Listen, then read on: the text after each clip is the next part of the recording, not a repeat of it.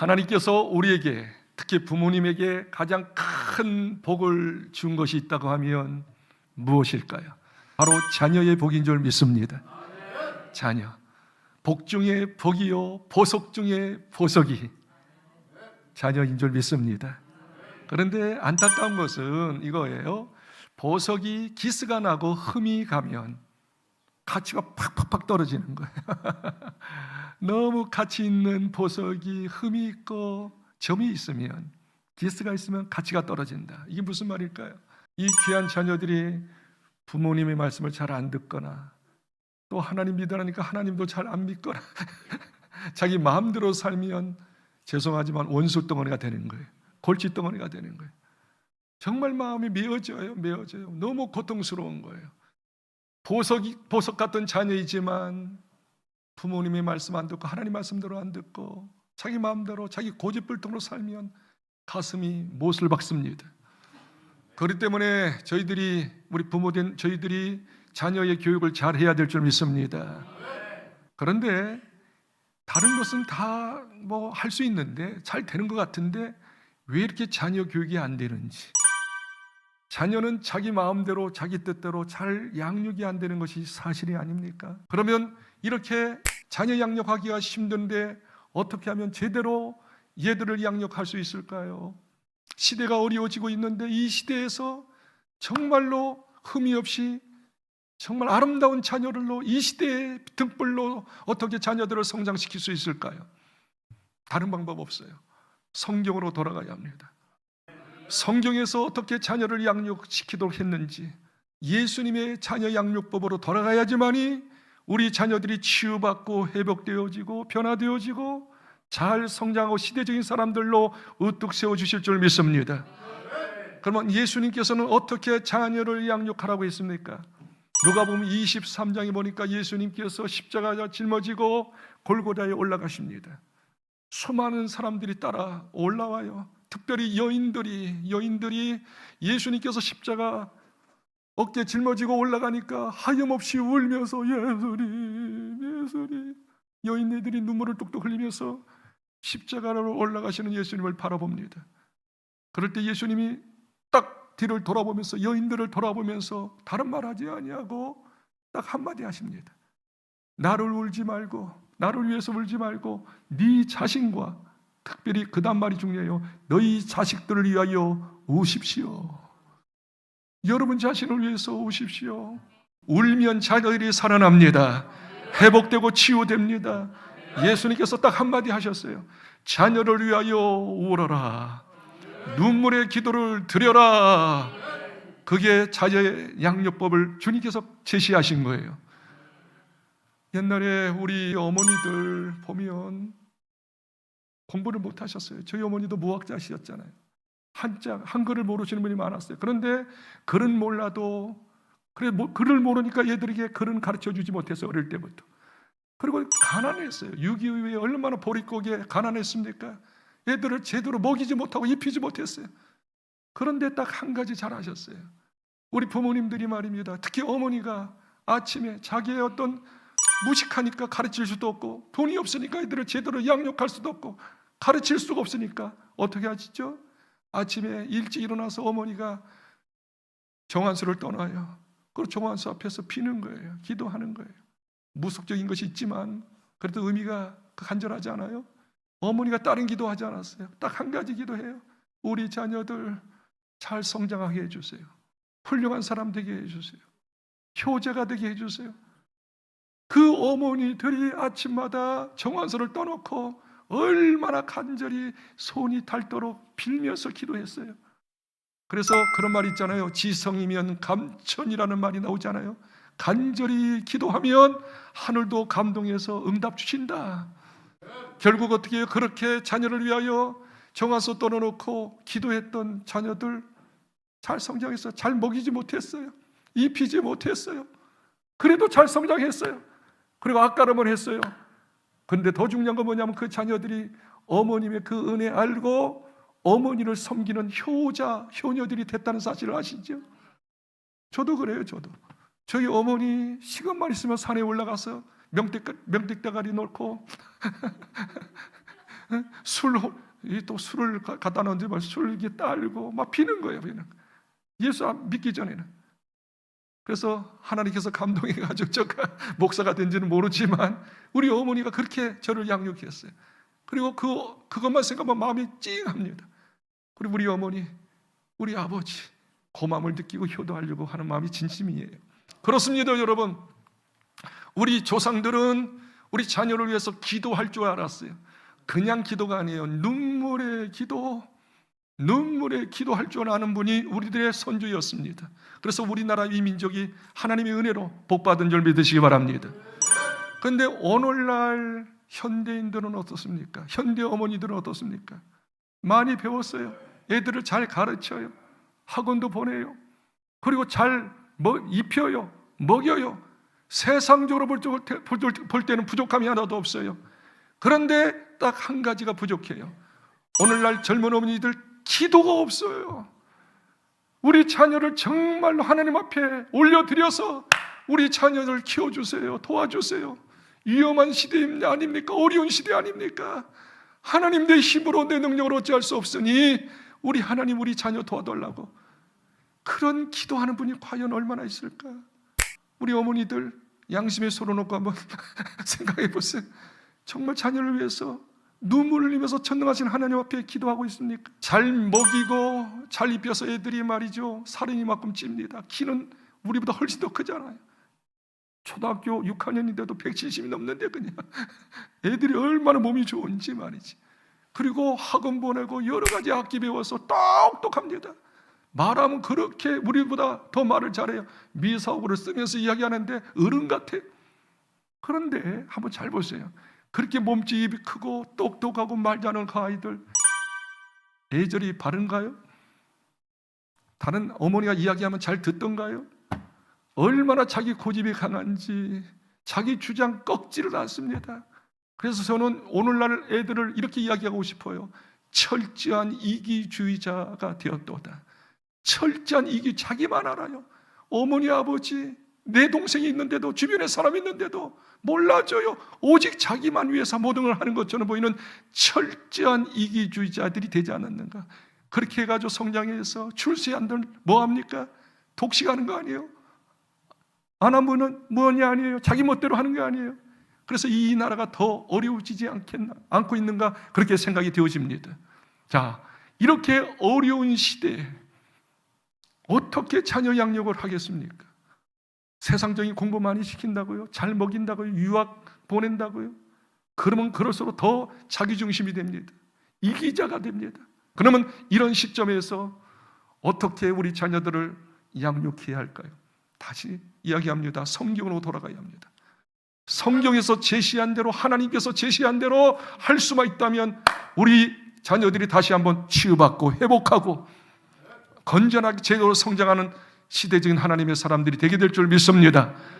아까 읽었던 예레미야 예가 2장에 보니까 이스라엘 백성들이 말이죠 우상 섬기고 죄악을 범함으로 하나님께서 그 옆에 바벨론을 일으켰어요.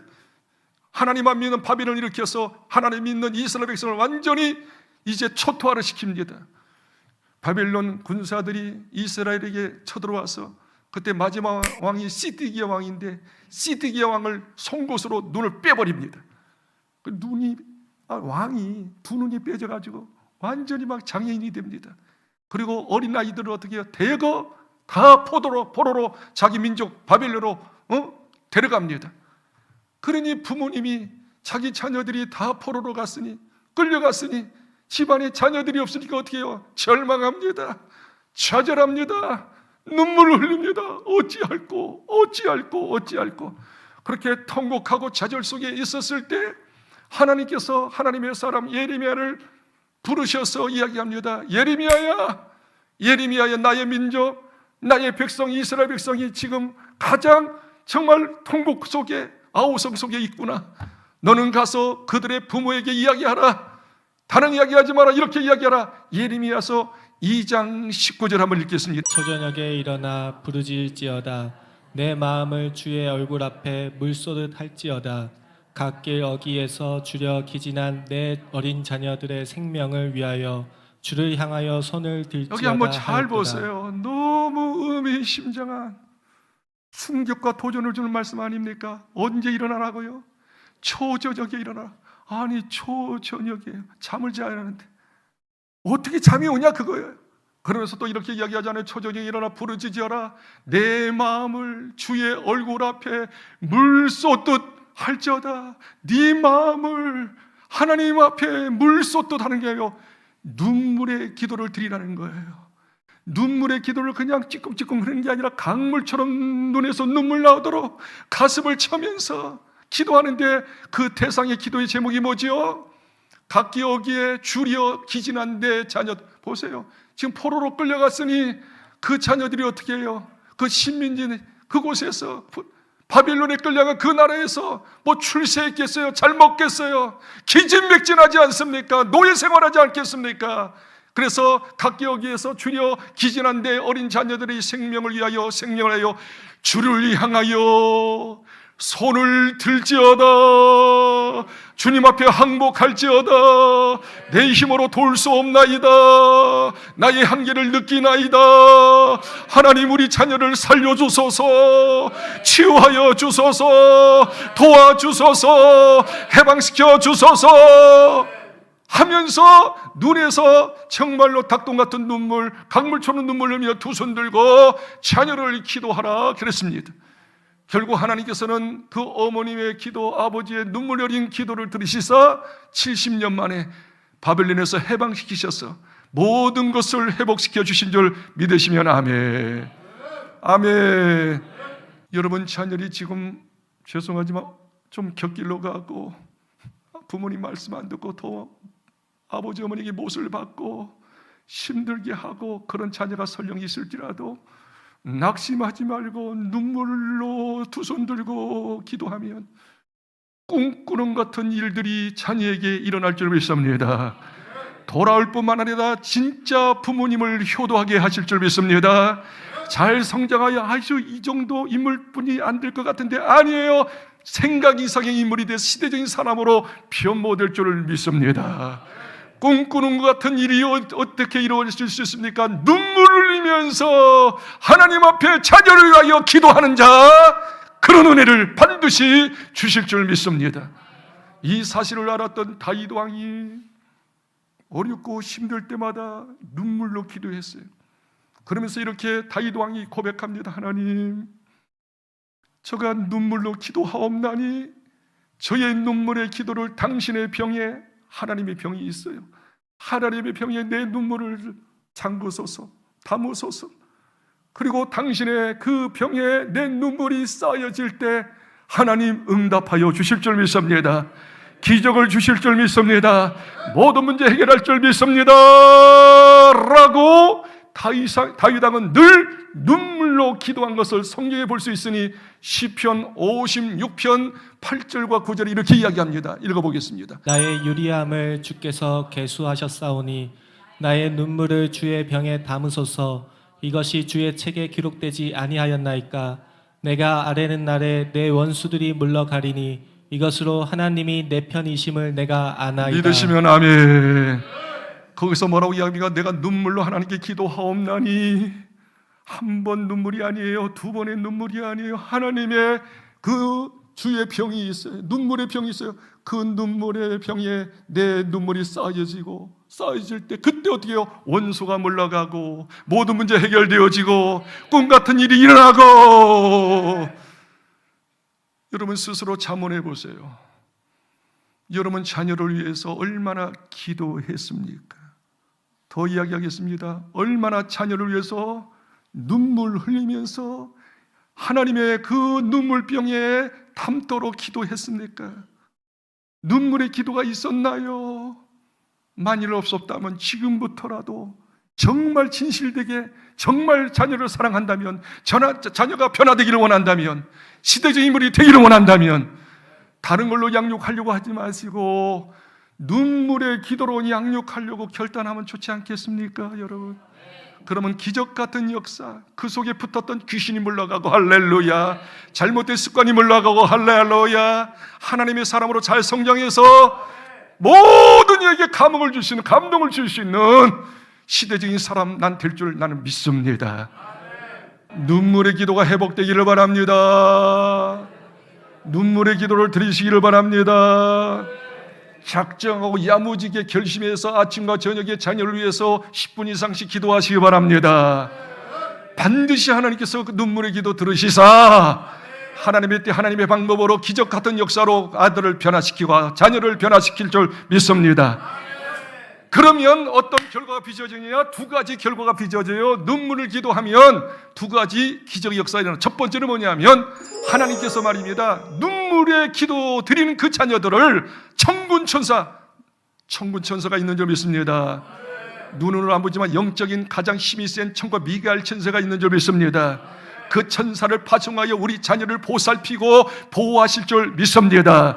성경 한번 읽겠습니다. 시편 34편 7절 같이 크게 읽겠습니다. 시작. 여호와의 천사가 주를 경외하는 자를 둘러 친치고 그들을 건지시는도다. 여호와의 천사가 하나님께서 부리는 천사, 눈에는 보이지 않지만 실제로 있는 천사, 할렐루야.